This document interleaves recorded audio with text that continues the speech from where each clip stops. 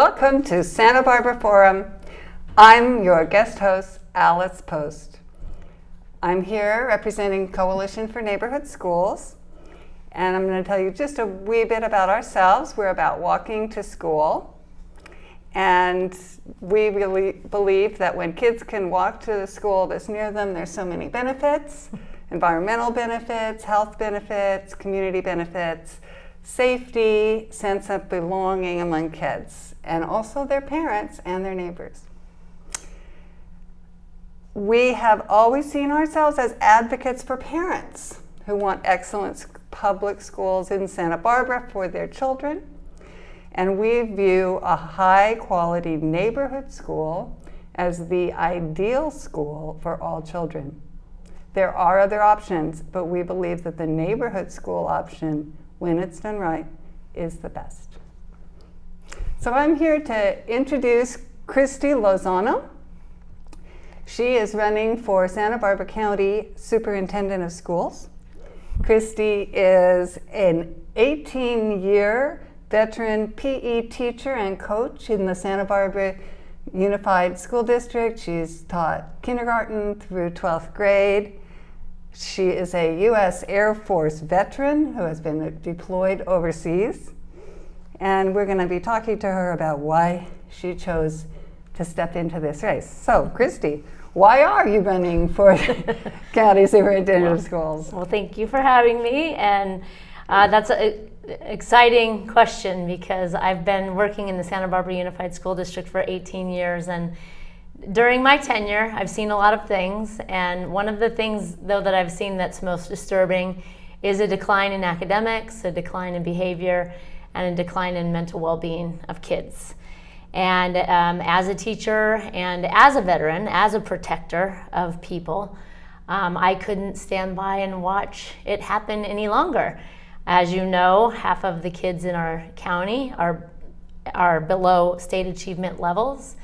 And I have a plan and solutions to change the trajectory of our schools. So I decided to step into the race, and I have plans that I would like to implement to turn the schools around. Okay. I want to just say that in this interview, I want to look at the big picture, and I want to get into the nitty-gritty. Okay. So in the big picture, I want to give you a chance to present your message to the voters. And when we get to the nitty-gritty, I want to focus on what are the duties of the County Superintendent of Schools, and how do you propose to bring positive change within the scope of the power of that office. Mm-hmm. So the big picture first, let's look at your message, which you have made public on your website. Mm-hmm. Your first priority is transparency. Mm-hmm. Transparency on curriculum. You said everything taught in the classroom will be accessible to every parent anytime. Tell me about that, Christy. Well, it's important that parents are able to see what is being taught to their children. I mean, parents are in charge of their kids. They belong to them. And so they should have access to that information at any time, and it shouldn't be by a formal request. It should just be available for them to see. I think that's very important, and so parents need to have access to that when they want to have access to it and be able to see it.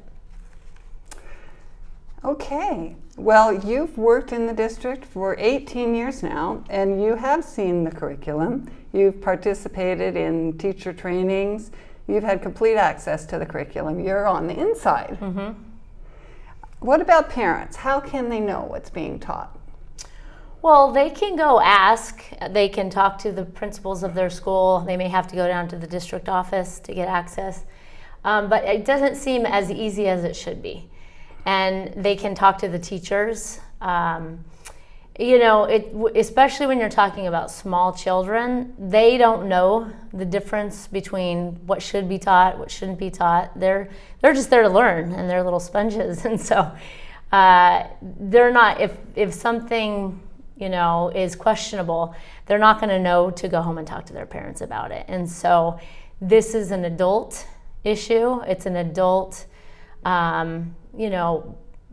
form of transparency that needs to be simple and easy. And if everything is on the up and up, there should be no reason for it not to be accessible. So do you think that the district websites, you should be able to look at curriculum and click on there and just have a complete... Yeah, it could be available on the district website. Each school could have it listed on their website because there might be different curriculums depending on the culture of your school. And so I think it should be posted in both venues. Okay. Transparency on governance. So here's a question. Why doesn't the Santa Barbara County Office of Education record and retain their meetings? Not everybody in Santa Barbara County can come to their public meeting, which is scheduled on the first Monday of the month at 2 p.m. Well, if you're looking for an answer, I'm not sure that I have an answer for you, but I do know that last week they revisited the topic, and it was a 5-2 vote to not record the meetings. And to me, that's unacceptable. The districts have to do that, and so why wouldn't the overseer of the districts also lead by example and make that available? Okay. Especially because we're talking about countywide, and we have a big county. It's not 5 minutes to the boardroom. For some people, it's going to be almost an hour. So, transparency on finances and the programs that they're offering. Why doesn't Santa Barbara County Office of Education publicly disclose the full list of lobbyists, consultants, and vendors in a county where half the kids can't read and nearly 2/3 cannot do math at grade level? Where is all this money going? Well, it's hard to say. I have looked over the budgets, and they don't get into the nitty-gritty. They give general spending. So if they're spending $14 million on vendors and nonprofit organizations or partnerships, I think they're called, then it will just be listed as such. If they're spending money on curriculums such as $500,000, which is much, 30 times less than what they're spending on vendors and partnerships, then they'll just list it as such. And so I don't know the details of that, but that's what needs to be made transparent, are the details of even why we're not giving those lists out and people can't see how the money's being spent. And so transparency goes a long way, besides just, where is the money going, but why aren't we able to see it? And so that is one of my big priorities, is to make that accessible to parents, to the community, to taxpayers. And it's important. It builds trust. There needs to be trust. And so the more transparent you can be, the more trusting people are over your decisions, and it brings accountability, which, we're all human. We don't make good decisions sometimes. And that's a lot of times because we're not thinking through all of the details, and that's why it's important to bring everybody to the table, because everybody has an important piece that they bring to the table, and it's important to think through all of those pieces to make a good decision. Okay, you say safety is one of your principles. You said Christy will bring both restorative methods and, when necessary, law enforcement to make our schools safe and secure. Tell me about that. In my administrative credential program, I did a PowerPoint presentation on safety, and it is a foundation of learning. Schools have to be safe in order for kids to learn.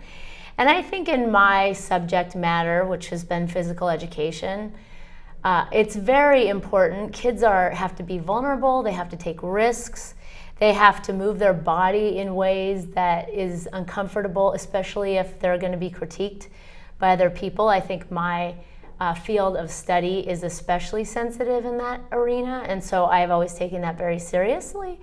Always created a safe classroom so that kids can be vulnerable, they can make mistakes.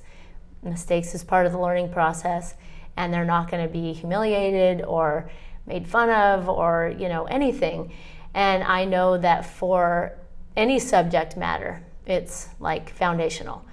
And as far as their well-being goes, it's what gives them a good sense of who they are and that they're accepted. And so, it's really an important part. And with regards to safety resource officers, I mean, they bring a sense of safety. They're there for a reason. And I know that I've heard the conversation about why the safety resource officer was removed from San Marcos High School back in November. And the school board said it was because kids felt unsafe. But at the school that I was working at, Dos Pueblos, there were 400 kids that signed the petition to keep the safety resource officer because they did feel safe. And so how do you find an in-between for 400 kids versus 200 kids who felt unsafe? There has to be a conversation to determine what is the best approach, if it needs to be reworked, and we need to rework. And Chief Bonner came to the school board meeting and he said, if it needs to be reworked, we are here to work with you. And so I think the more, it's kind of all hands on deck. We need to have all of those options in place, and it's through a conversation and a compromise and a team that those decisions get made in the best interest of kids. Okay. Another point you make is nonpartisanship.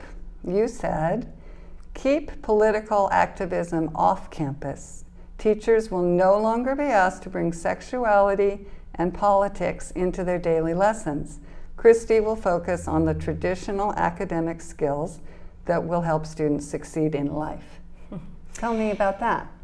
Well, we have to focus on math and reading and literacy and sciences and sports, music, arts. There's so many things to teach kids. And when it's interrupted with especially curriculum that hasn't been discussed with parents, that isn't being, kind of brought to the table between teachers, parents, and everybody kind of agrees on it, and it's creating controversy, then that's a problem. It's taking away from the actual learning that needs to be happening. And I don't believe some of it belongs in the schools, especially at the elementary level. I don't think that it's totally off the table, and it's not things that we can't talk about and decide at what age or what content we can provide for kids. But it was sort of foisted on the teachers, not really discussed. It's never been discussed with me as a teacher, and there hasn't been many discussions about it, nor with parents. And so anything that is in the best interest of kids needs to go through that process. And it didn't go through that process. And it's distracting kids from the actual learning and adding to the reason why over half the kids in the county schools are below state achievement levels. Okay. I think that's, leadership was your last point. Yes, engaged leadership. You said you will listen to parents, teachers, staff, and the whole community. Mm-hmm. It's an open door policy, and I think no matter how difficult it might be to talk to parents sometimes, as a teacher, I've had parents that, are upset about something, and it may be extremely upset about something, but no matter how extremely upset they are, as a leader, as an administrator, we have to go and have those difficult conversations. I like to think of them as honest conversations. I'm going to be honest in the conversation. I hope they can be honest in the conversation, and we can solve the problem. Because I think when there's not engaged leadership, which means they're not listening, they're not addressing the concern, no matter how ridiculous the concern may seem, it's just getting bigger. And so, go to the table, find out what the grievance is. That's what restorative approach is designed to do. And, I remember when I went through a training, because I went through a training in Colorado by some of the professional restorative approaches, and I remember he was giving an example of a mom that had a grievance with the school all the way back from being a kid. She had the same grievance from childhood. And she was coming and she was, acting it out on the current administration. And they sat down and had a talk with her, and they apologized for what happened 15, 20 years ago. That's okay. We can do that. I do that with kids all the time. They have a big thing, and I know it's not necessarily about me. And I will, ask them to talk respectfully, but I will listen to them and we will work it out. And sometimes they just need to be heard. And it is our job as engaged leaders to hear them and to sit down and listen. Yes. Sometimes people just need to let off some steam and vent. Yeah. And as a parent, I was smiling because I know that as a parent, I'm sure there were times when I let off some steam and vented. Yeah. And the principals, by and large, I think they knew that was their job. Mm-hmm. And even 90% of it sometimes might be the parent, but 10% of it might be me. So I can acknowledge, I think that I don't see a lot of ability to take responsibility for things. And even if in restorative approaches, one of the things that we would teach kids is, what are you responsible for and what are you responsible for? Because oftentimes there's a responsibility on both sides. And if you can lead kids to a place of that understanding, then that's how you build the bridge back. Sometimes it's 90%, 10%, and I wouldn't want, the one who has 10% to feel bad about being brought in. And so obviously they would have to feel comfortable about having that sort of discourse. If the one who has the 90% responsibility can't have the discourse, then they just need to have the consequence, and we're not going to have a conversation until they're ready, because sometimes you have to give them time for that. So yes. Okay. All right. Well, let's move along. That was kind of the big picture items. I wanted you to get a chance to talk about from your heart about these things that you said were your top priorities. So now we're going to go to what I call the nitty-gritty. Okay. About you're running for an office that's not well known or understood, and I would like to talk about the duties of the job. The county office has over 500 employees. I believe it has a budget of over $100 million. And it oversees 20 districts who together have a budget of, I believe, approximately $1 billion? Yeah, over $1 billion. Okay. So that's a lot of money. Let's start first with the $100 million that the county actually controls. The county, as I understand it, the county operates some programs that serve students directly. For example, the county runs its own school for students in the juvenile justice system. Talk to me about that school and how it's doing. Well, that school, it encompasses special education, adjudicated youth, and then there's a preschool component. They're not doing too well.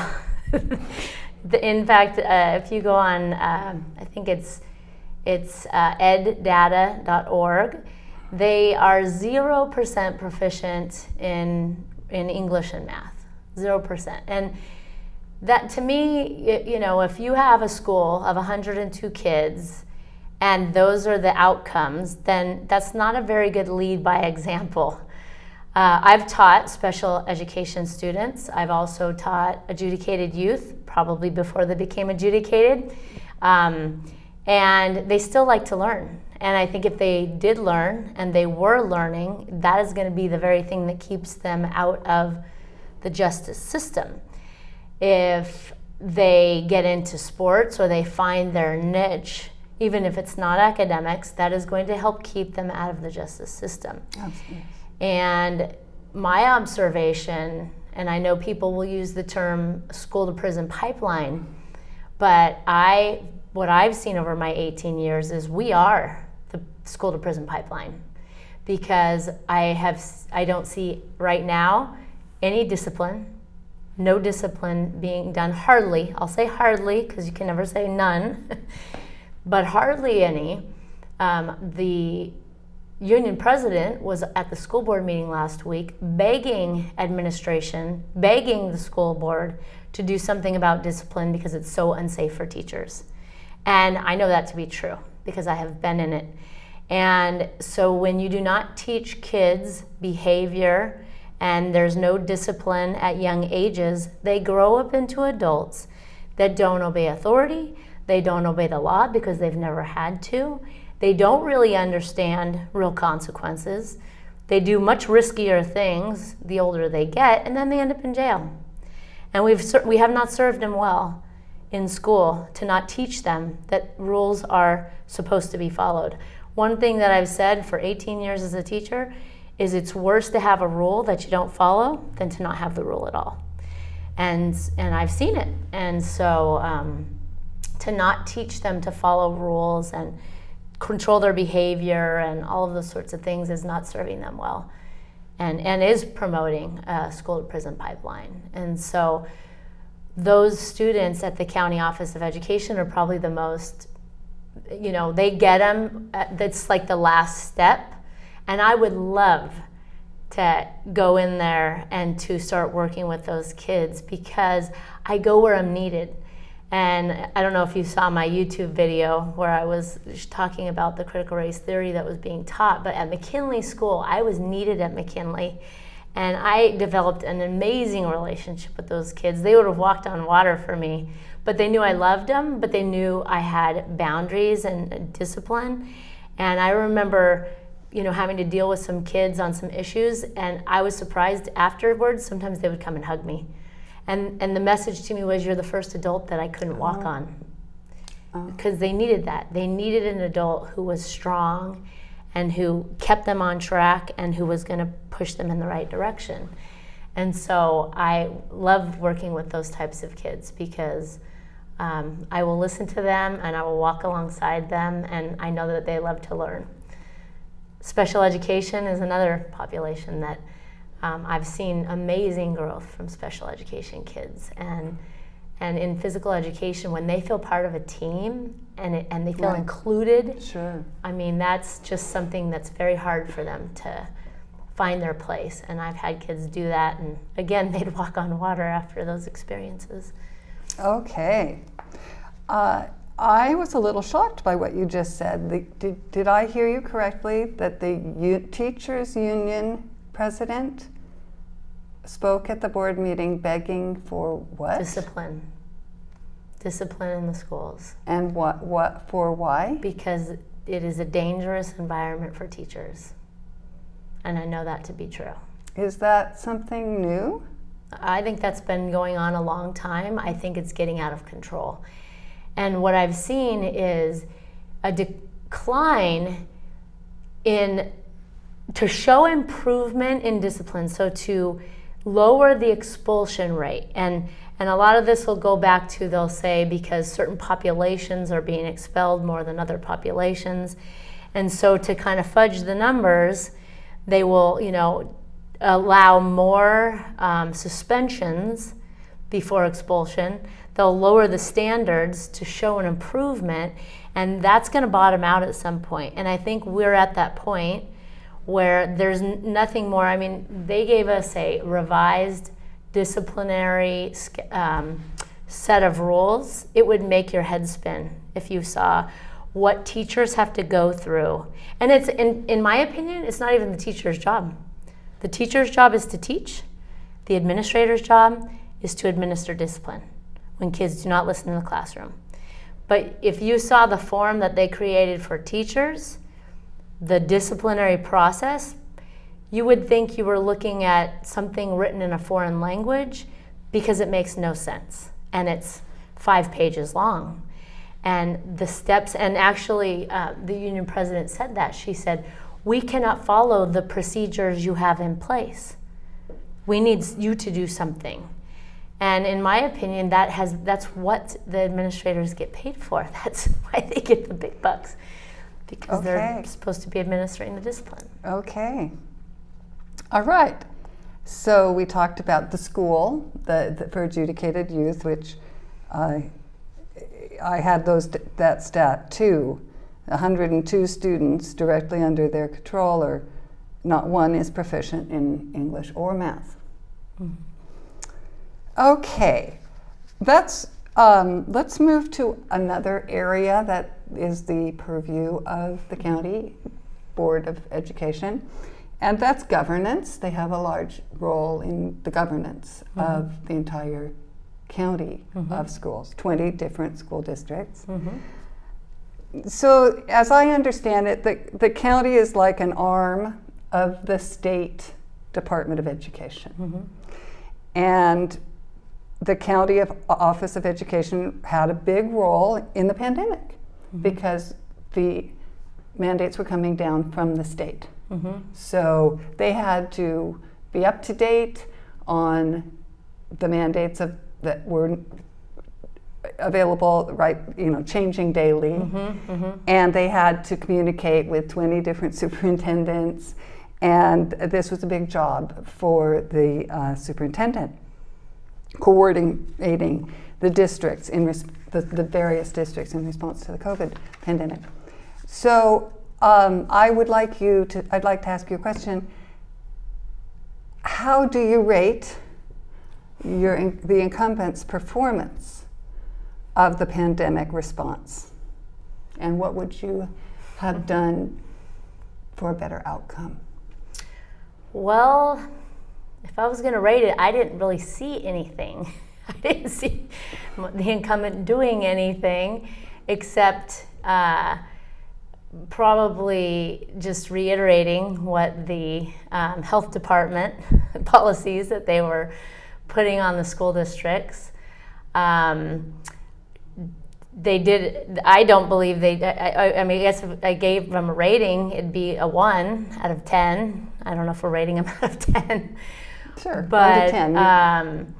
But I didn't see movement towards reopening the schools, which they could have done, and some of the local schools did do. They filled out a waiver, and they got the waiver, and my own daughter's school was able to come back online or back to school in October. I think they were in person in October, right after the pandemic, and so the Santa Barbara Unified did not come back until March or April for some schools, and so I think they did a terrible job of dealing with the pandemic. And as a teacher, I saw a lot of things. They want to talk about learning loss, and learning loss. The grand jury came back with a scathing review of the learning loss that happened and occurred during the pandemic. And I know one of the big subjects was the students not being in person, but even on Zoom, at the schools I worked at, there was no oversight. Kids had their screens off. They didn't have to attend classes. Like, that only contributed to the learning loss in such big ways. Franklin School did not do that. Their principal told the students they have to have their screens on, they have to attend. And you saw a difference, you can see a difference between Franklin and the other schools. And so I think that is really important. Those little details during a pandemic are very important. The other thing, as a teacher, I'm a very routine teacher. I'm very consistent. The kids know what to expect. They're well trained in all things physical education. And so when the pandemic hit in my classes, it was a time for my kids to shine. It wasn't a time for them to suffer the effects of a pandemic. It's sort of like when life serves you lemons, make lemonade. That's my philosophy in life. I know how to manage hard things. I know how to go through hard things. Doesn't mean it's easy. Doesn't mean that it's, not hard for some people and that they don't need specific help and attention along the way. But for me, it was an opportunity for my kids. I told them, you guys are now the personal fitness trainers of your families, and go teach them the things that we have practiced every day in class. You go and teach that to your family. And I went out all around Santa Barbara and I made videos. Go hiking at Nihui Falls. Go play pickleball at the pickleball courts. Go to the beach. Do a stair workout. Do a mile run around your neighborhood. Do a bicycle course around your neighborhood. We made bicycle courses. We made mile run videos. And, it was an opportunity for them to really see what they're made of. And I didn't make excuses. I used it as an opportunity for growth. And that is it's a teachable moment. We're going to go through hard things in our lives. And if we can turn them into a teachable moment, kids really find out what they're made of. And I would have liked to have seen something like that rather than all of the, excuses and all the stuff that has gone on that have only contributed to learning loss. And so I don't know if that's a different mindset. I think it probably is, but I think it is a very valuable lesson that was missed during the pandemic. Okay. So some schools did open. Mm-hmm. If I'm correct, Montecito Union, mm-hmm. Cold Spring opened with a waiver from the county mm-hmm. health department. Santa Barbara and Goleta schools remained closed for a whole year. Mm-hmm. And this was, if I understand it, Governor Newsom actually did urge schools to open mm-hmm. and with the waiver. Mm-hmm. And the governor could see the damage that was being done and the learning loss.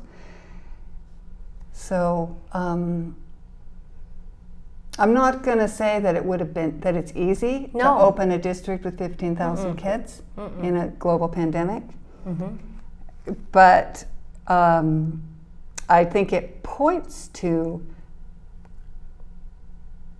losing a whole year of school, unprecedented in the history of the United States. Mm-hmm.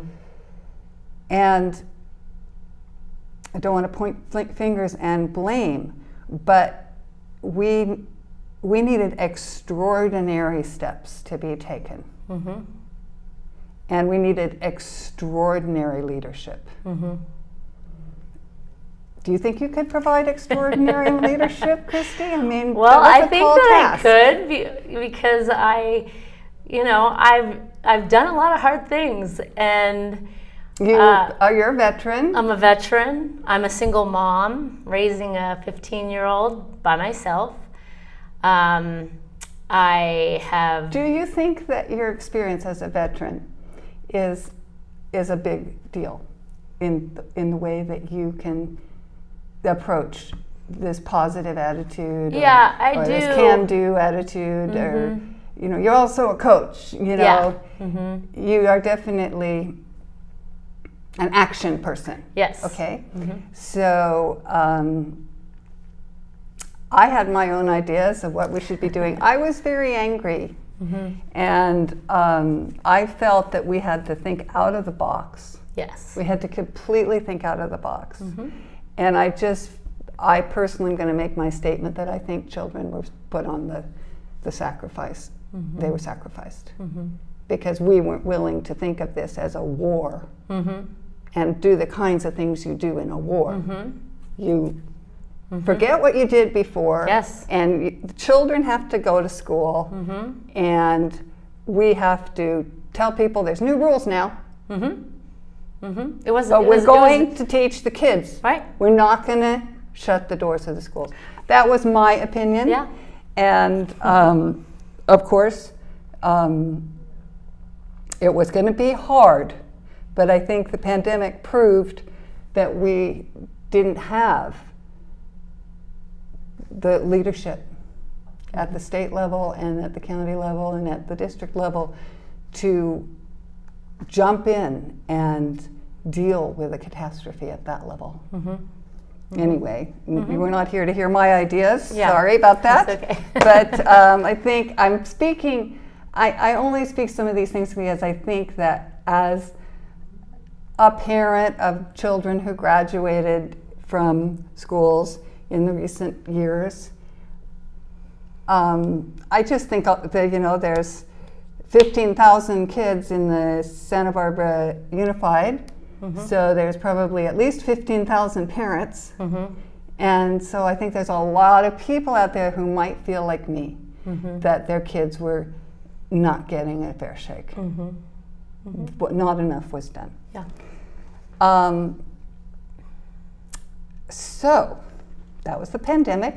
That was the role they had a role to lead and to direct the school districts under them. Excuse me.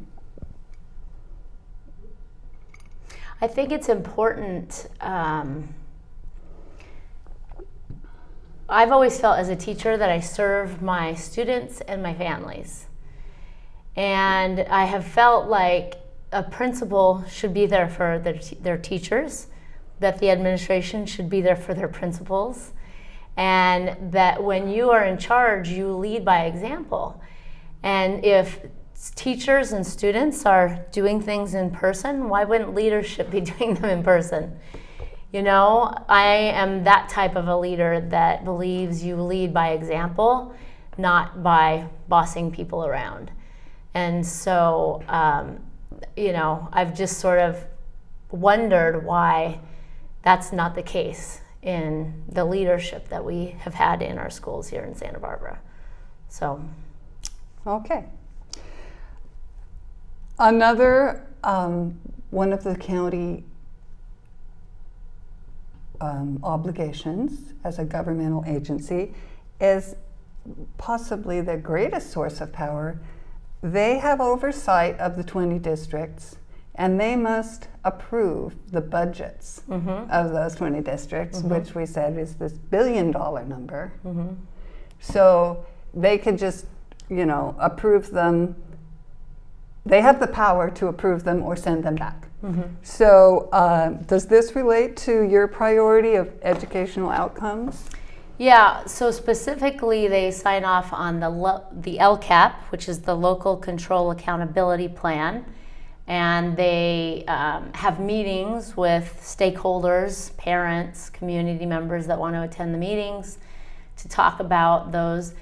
Those funds are specifically for socioeconomically disadvantaged students, foster youth, and English language learners. And, like Winston Churchill says, no matter how good the strategy, you should take a look at the results sometimes. And so, what those funds are going to, we're not exactly sure. I don't believe that the vendors and lists of partnerships are listed. I'm not sure when that is given to the superintendent of schools, that those are listed on there, but they should be, and we should be looking at the product, the outcome of those programs. Because if something is not working, the definition of insanity is to do it over and over and over again, expecting a different result. And some of these programs have been in place for a long time that are being funded through these LCAPs. And to me, there's a negative result, not a positive. And so then that's even worse. It'd be one thing to have no result, but to have a negative result, it's just not okay. So. Okay, so yes, explain to me and our audience, what is LCAP? LCAP it's about 10%, I think, of the budgets, and it's supposed to go to, like I said, foster youth, English language learners, socioeconomically disadvantaged. Is it extra funds? It's in the budget. It's part of the budget. And so, I'm just going to use English language learners for an example. Kids will their parents will fill out a form when they come into the district. And depending on how they fill out the form, they'll get slotted as an English language learner. And then it's very hard for them to get out of that population. They have to test out. If they don't, then money comes to the school based on how many kids are in that pool. And so if they're getting more money for having more English language learners, and then they're not getting proficient in English, it is attracting more money. And that's not a good way of, there should be money, I guess, for progress, not for how many are stuck in that category. So to me, that's not a really good setup. And so that needs to change, because they need to be rewarded for, moving kids along. I want to make a comment. There has been criticism that our local school district is not complying with the purpose of the LCAP from certain members of the community. That this, as I understand it, there's this special money that's tied to the student who has these are the children most at need, not just the average students that are doing okay. It's the ones that have the greater need.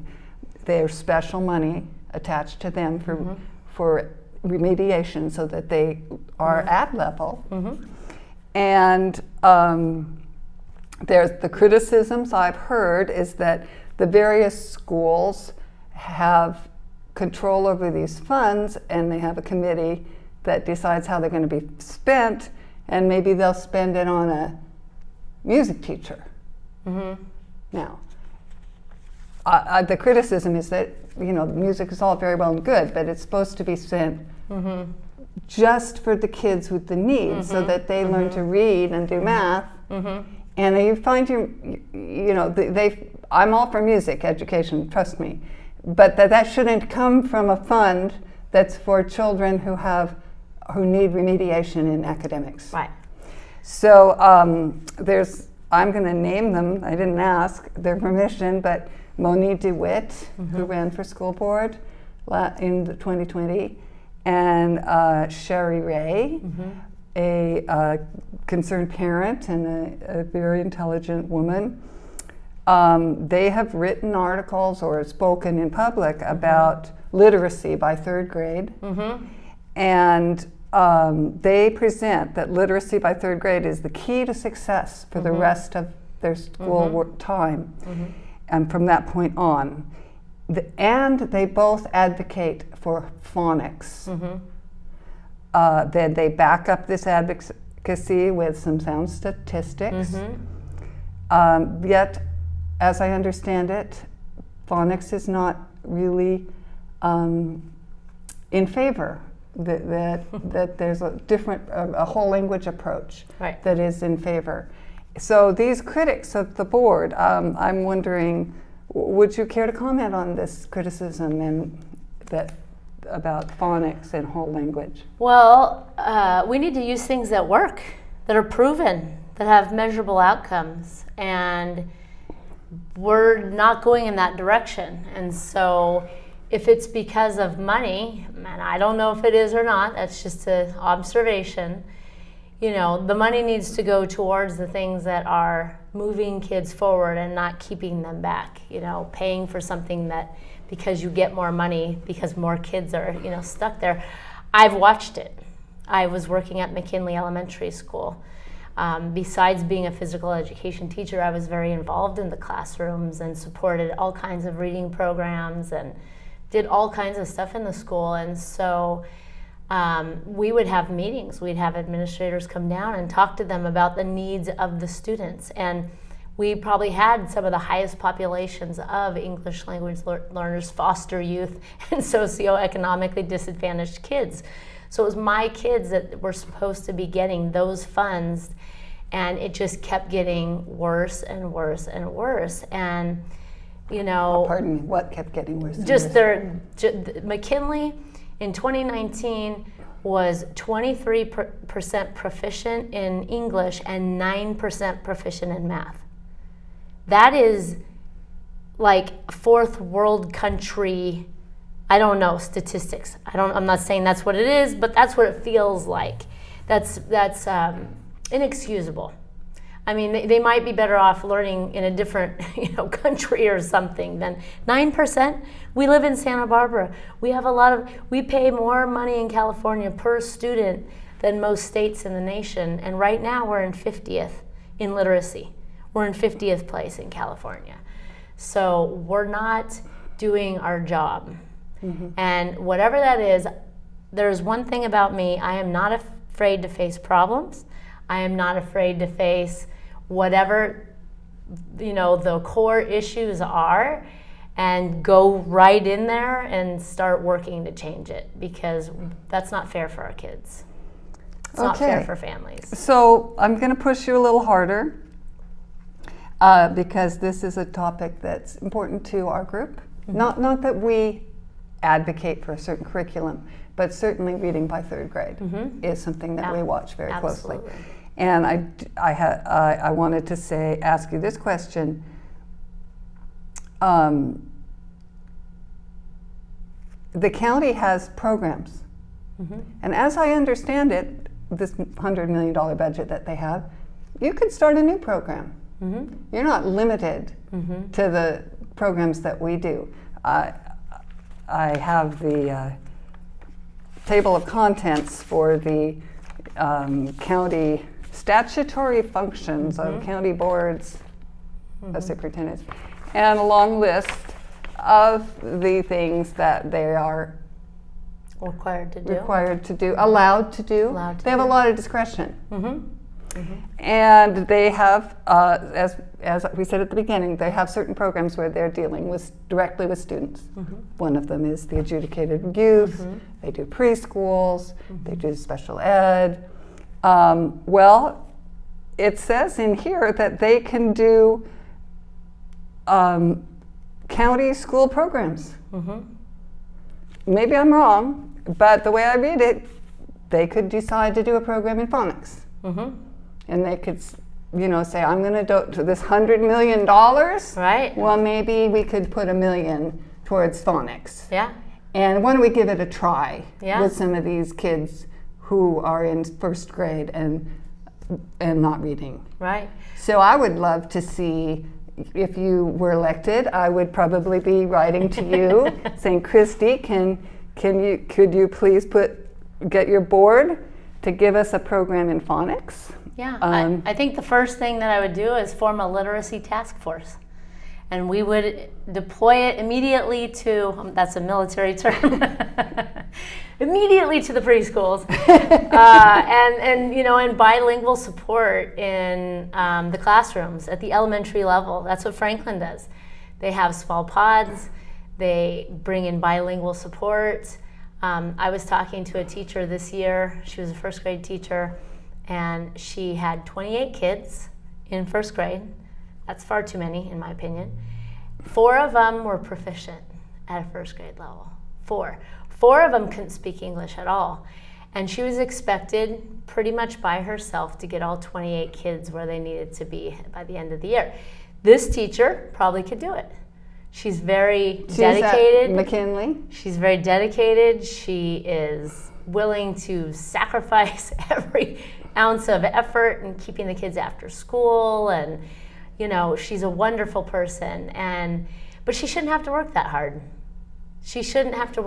She's paid her time, and she should be supported. And so bringing lots of help back to the classroom for teachers. I'm wondering, as an advocate, what the county could be doing to help in literacy. Sending those people in. Because as I read this, you have a lot of discretion to create programs. I can be proven wrong, and I'll do my research. We will not do the same thing over and over again, expecting a different result. We will think outside the box, and we will. It's on page 25 anyway. It says that you can do educational programs to support your districts. Yeah, there's a lot of knowledge in our community. There's a lot of experts. Oh, we have such a.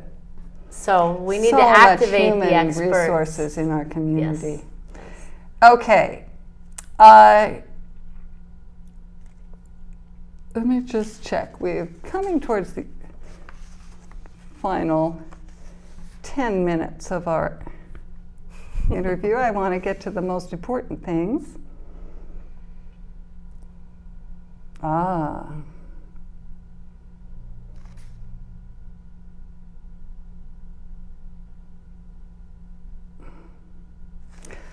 Okay, we've been talking about academics, but here was a question that came in to the coalition.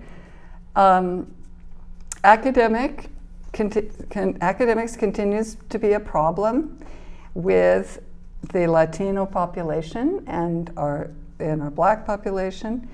What would you do differently to change this direction? Well, I think let me rephrase this. You talked about the LCAP. So maybe we've already gone over that with the LCAP, but would you comment on what we could be doing better? Well, we have to go take a look at the program, whatever is currently being used to support these kids. And if it's not working, we need to bring in some fresh ideas and some new ideas. That information's not necessarily disclosed, so I can't tell you. I don't know exactly what they're doing, but we have to figure out what the need is and meet the need. And one of the things that I know as a teacher is that sometimes it may be a surface level problem, but you got to get to the root of what it really is going on, and it may not be what you think it is. And so it's important to have conversations. It's important to talk to experts or get together with families and really kind of dig in and see if they can offer some, insight as to how to help, students. And I don't think that that's really a difficult process, but sometimes parental involvement is difficult. It's difficult to get them into the equation. It's not, you don't have to have it, but you do have to figure out how much you can work with a student, if parental involvement is not part of that process. And so, but you have to go there and do all that, go through that process and figure it out. And so there's different needs. People have different needs, emotional needs, physical needs, psychological needs. It could be simple as, we've had breakfast programs and second breakfast programs and lunch and dinner, and we've done all that kind of stuff, and those things are important sometimes, but really kind of dialing into the problem, not just a one-size-fits-all type fix. Yes. Really dialing into some things. Now, you have already today mentioned Franklin School, and their test scores apparently are not right. They're good. Can you tell us a little more about what's going on over there? Well, they're in smaller groups and working in pods. They have the in-class support, I think bilingual support, and kids feel seen and they feel like somebody's walking alongside of them. After school? There's after-school programs. There's family engagement, so they're bringing families into the equation and working all together. And so I think they're going to those extra efforts that are productive. You can be really busy and not productive. I don't mind being busy, but I want it to be productive. If it's not productive, I'll stop doing it and try something else. Well, I think you've mentioned Franklin School in your website as an example that we should be model. Looking at that and seeing if we can get all our schools up to those same kind of results. Okay. How about summer school? What's going on? Is there going to be summer school this summer in the Unified? And if not, it always seems like it's changing, which it shouldn't. Do you support? After this pandemic. Oh, absolutely. Would you push for summer school for an extended number of years to catch these kids up? Yeah, I think that if we can really kind of roll our sleeves up and really do some good work, not busy work, good work, we're going to get these kids caught up. And we need to go to the lengths that we're willing to go to to get them up to speed. And so summer school, I know that I think the schools have extended the days for next year, so longer days. I'm not sure that longer days are the solution, but more productivity during the time that kids are in school, bringing discipline back into the classroom, because if there's not, classroom management, then kids can't learn, they can't focus. And so dialing those things back into a healthy place are going to give us what we need to move forward. Well, Christy, we're almost at the end of our time. There were several juicy subjects that I really wanted to talk to you about. I'll just put them out there for our public to think about. I won't be able to ask for your answers, but I'd like our public to be thinking about these things. What do you think about the problem of declining enrollment, which is a local and a state problem? The county is in charge of approving charter schools. That's one of its duties. Charter schools are a kind of a reform movement for the education community. So the question is, I'll ask you this, you can answer this in a short answer. Sure. Do you think reform is needed? Yes. Yes, I do. So would you be inclined to support the charter school movement as an arm of reform? Yeah, I like that idea. I think you can do different fun things and learning styles. We have a very short amount of time. How about homeschooling? Well, I think that a lot of these families, this declining enrollment, they're turning to homeschooling. Do you think that there's a way that homeschooling can be incorporated with? There's a charter school locally that is partially homeschooling and with teachers, and so that's what's kind of neat. School. And I think Trivium too. Trivium too, yes. They can attend and then they do some of their work at home. So I think it's cool that it's designed for families and how they would like to do school. Well, it's unfortunate that there are so many people who feel that for some reason our schools aren't the ones they want to send their kids to, and they have a good reason. They don't make it arbitrarily. We want to be the school of choice. But. Yes. Okay, we're out of time. And I think that I'll just call it right there. Okay, thank you. I'll need to have another interview with you to get over all those juicy topics. All right. But we got through most of it. Thank you so much. Thank you very much. Christy, I really enjoyed speaking with you, and thank you, our audience, for joining us today.